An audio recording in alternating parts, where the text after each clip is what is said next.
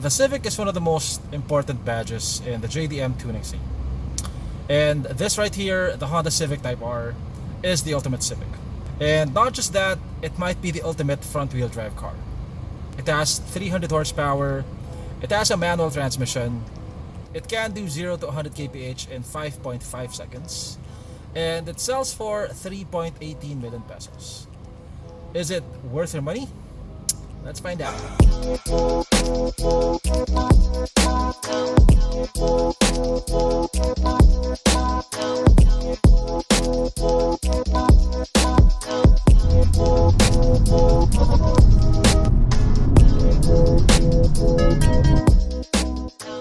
First off, let's talk about the styling. If I were to use one adjective to describe this, I would use the word polarizing.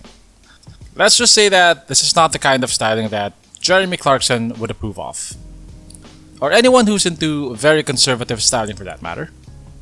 It looks very aggressive. Some may even say that it's overstyled.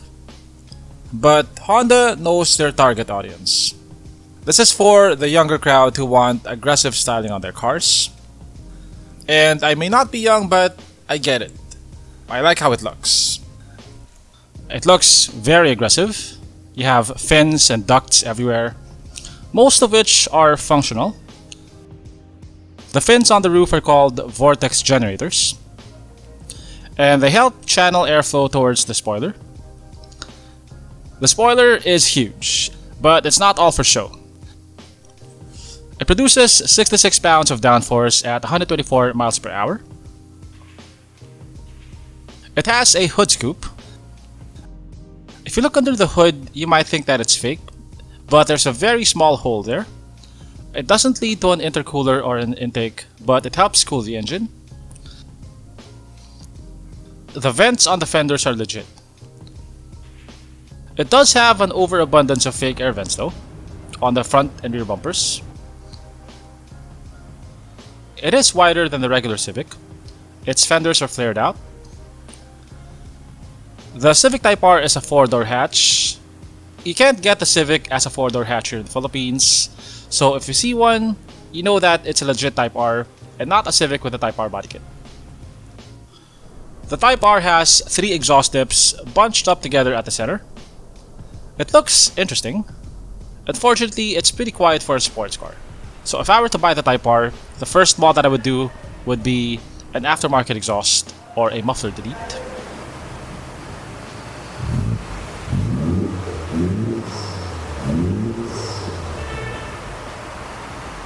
Like the regular Civics, the headlamps have a pretty ornamental looking design. All lights are LEDs. The Type R comes with 20-inch wheels. They're wrapped in 245 30 Series Continental Sport Contact 6 tires. Aside from looking good, the Type R needs large wheels to accommodate the huge Brembo brakes. The front rotors are almost 14 inches in diameter. Plus the caliper, you'll probably need 18s just to clear the brakes. Overall, it looks slow, it looks wide, and it looks menacing. I love how the car looks, except for the fake air vents. I think the car would have looked fine without them.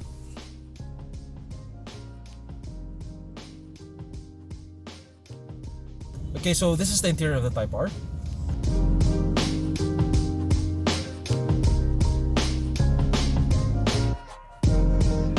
First impressions, the seating position is very low, which is good for a sports car. You feel like you're sitting in the car and not on the car. These are bucket seats, so the bolstering is very aggressive. There's barely any room for lateral movement here. The seats are covered in velour or Alcantara. These are not leather. Both seats are manually adjustable and they're red.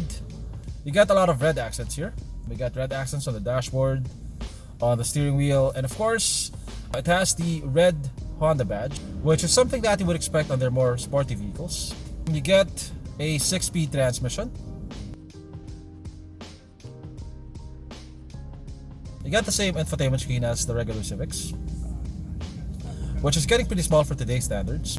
But this is a sporty hatchback. You pay for the performance, and the infotainment screen is a minor issue. You got this faux carbon fiber accent here. You have some soft touch materials on the dashboard. It's a soft touch. It looks very similar to the regular Civics, except for the red accents, the bucket seats, and the Honda and the Type R badging. The Civic Type R is powered by a turbocharged 4-cylinder 2-liter engine. For those who want specifics, this is the K20C2. It has a single turbocharger.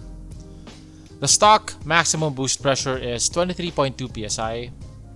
It has an electronic wastegate. The intercooler is front mounted. It produces 306 horsepower and 400 Newton meters of torque.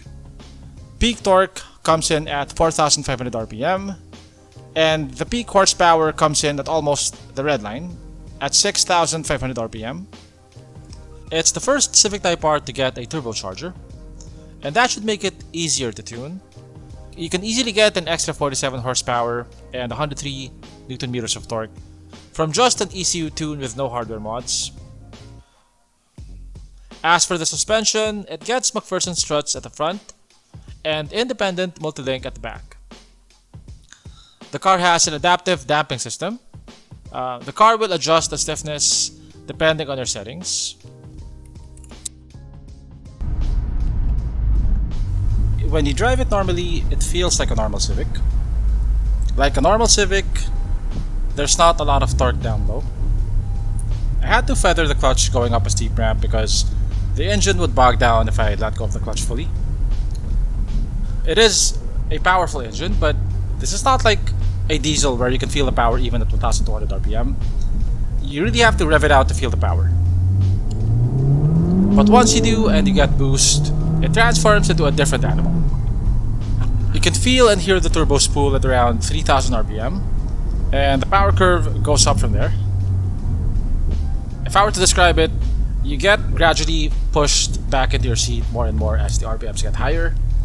And once you hit redline, it sounds and feels like you're going at warp speed. There is a bit of turbo lag, but as long as you keep your RPMs above 3,000, you never feel it. Thankfully, the gearing is also pretty short, so your RPMs don't drop so much when you upshift. So the Type R is supposed to have automatic rev match, but for some reason I couldn't get it to work. It's not a problem for me because I prefer rev matching myself. The Type R's rev matching feature is pretty complicated. If you're under a certain RPM, it won't rev match automatically, which kind of sucks. For me, it's either you have it on or you have it off all the time. I don't want the car to choose when it should rev match. Either I do it myself or the car does it automatically.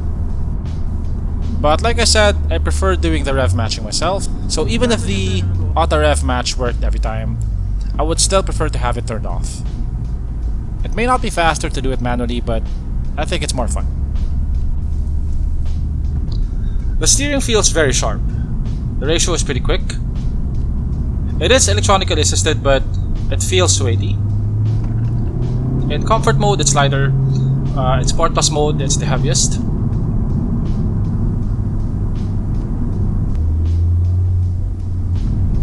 In terms of ride quality, it's okay. Medyo matagtag ng konti sa EDSA, pero this is a sports car, so you should expect a stiffer ride. It is slow, but it can clear most normal-sized humps without you having to do the zigzag maneuver. So yeah, it's perfectly daily drivable. And also, the engine power makes overtaking safer. Contrary to popular opinion, overtaking shouldn't be done slowly. You need to match or exceed the speed of traffic on the lane you're entering. So if your wife asks you why you need a sports car, you can give her that excuse. It's for safety. So what do I like and dislike about the Honda Civic Type R? Let's start with the likes. Number 1, the looks.